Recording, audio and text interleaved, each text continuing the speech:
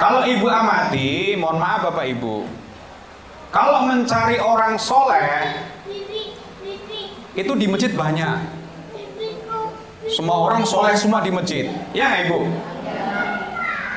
Di pengajian solehah semua, ya. Tapi karakter orang akan terlihat ketika dia masuk ke bab muamalah.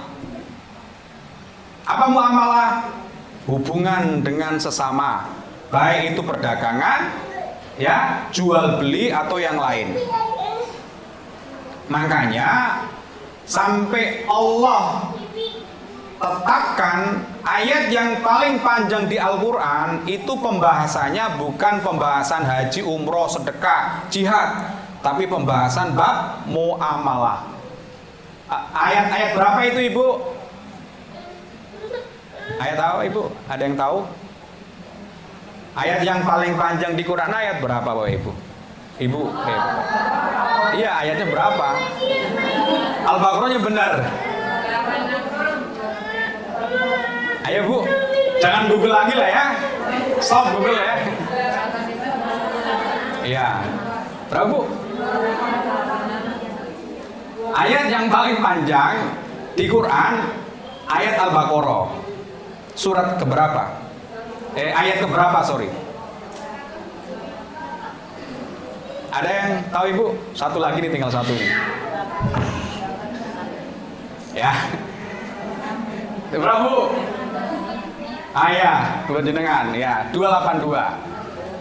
Kayaknya belakang agak lumayan loadingnya cepet ya. Maaf ya. Ya, Al-Baqarah 282. Ya ayyuhalladzina amanu idza tadayantum bidain. Dain itu masalah utang piutang. Nah, di era akhir zaman ini banyak orang ya yang mayoritas semuanya terjerat utang. Hati-hati dengan utang Bapak Ibu. Meskipun dia tidak mengandung dosa, tapi utang ini menjadi penghalang kita masuk surga. Karena hadisnya jelas. Jadi pada saat malaikat Jibril datang menemui Rasul, beliau menyampaikan, wahai Rasulullah, seluruh umatmu yang gugur di medan jihad akan masuk surga. Baru balik badan ada tambahan Bapak.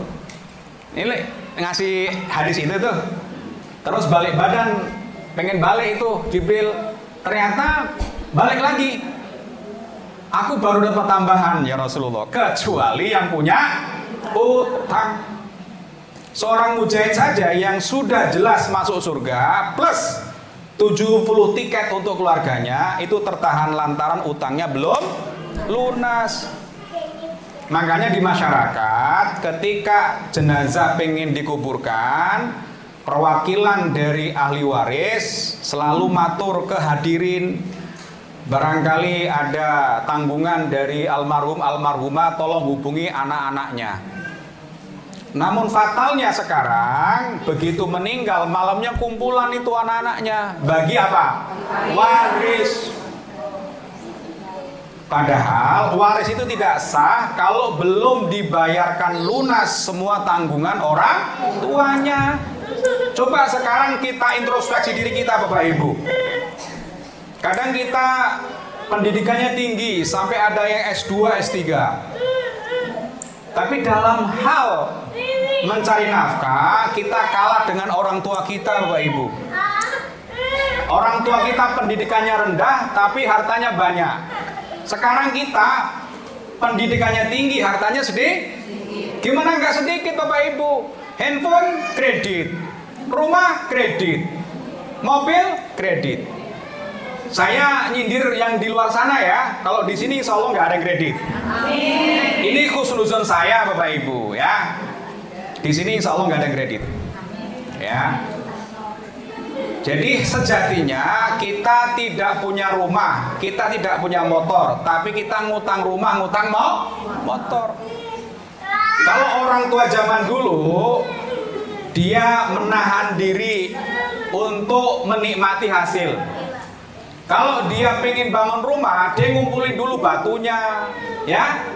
ngumpulin kayunya, dipendem dulu kadang, bambunya, gentengnya. Baru setelah terkumpul, dia manggil kanan kirinya untuk gotong royong. Perlu bayar nggak? Nggak. Rumah jadi tuh. Dan dengan pendidikannya yang rendah, bahkan SD pun nggak lulus, beliau berjuang dengan harta halal.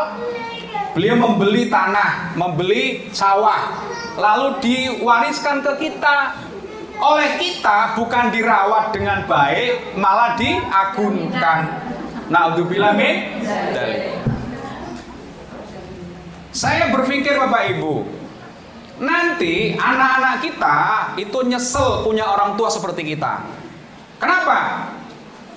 Karena dia mewariskan air mata. Ya, harusnya kita wariskan mata air. Seperti itu Ibu.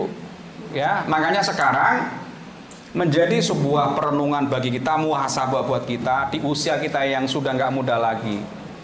Apa harta halal yang kita wariskan untuk anak kita? Kadang kalau saya ketemu teman-teman yang masih jaya usahanya, saya ngomong empat mata Pak Ibu. Akhi atau ukhti, coba antum merenung. Ini yang sudah dekat ya Bu, kalau baru kenal nanti saya dikemplang ya.